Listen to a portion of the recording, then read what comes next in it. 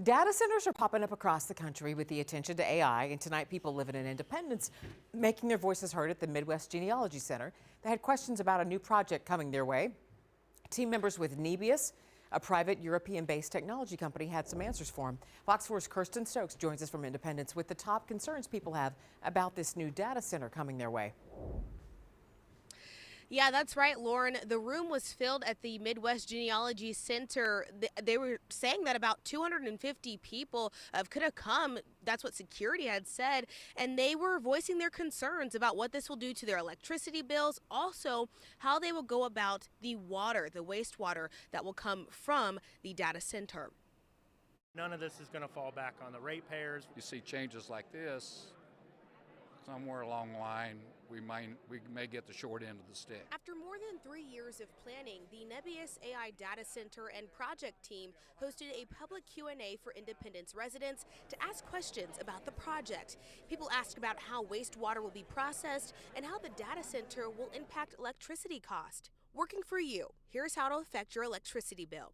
The city operates on a power grid, but according to Joe Hagendeffer, the director of Independence Power and Light, the high energy source coming from the Nebius data center will require Independence Power and Light to have more generation capacity, in turn alleviating electricity bill cost for residents. This to me is our opportunity to be able to take advantage of that and help the future of Independence Power and Light and do those projects and not on the backs of the residents. Mark Coulter, an attorney with Rouse Fretz White Goss, says this closed cooling system will be integral in the first American site for Nebius. The water's cooled and then it's recycled through.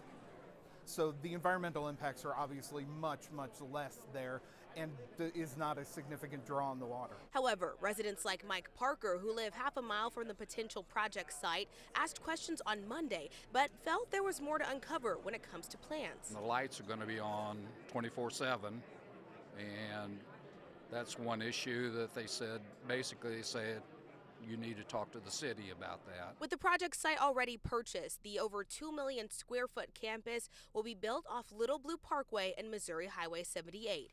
Independence Mayor Rory Rowland gave specific avenues of growth through payments in lieu of taxes. The opportunity for this city to have that kind of infusion in cash, it has never been seen before. So it's a huge opportunity for this city to really grow in a positive way.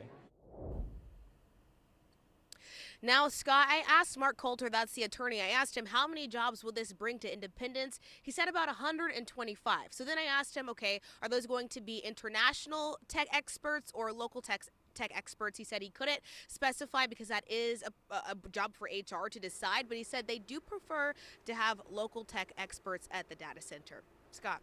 All right. Well, continue to follow Kirsten Stokes live in Independence. Thank you, Kirsten.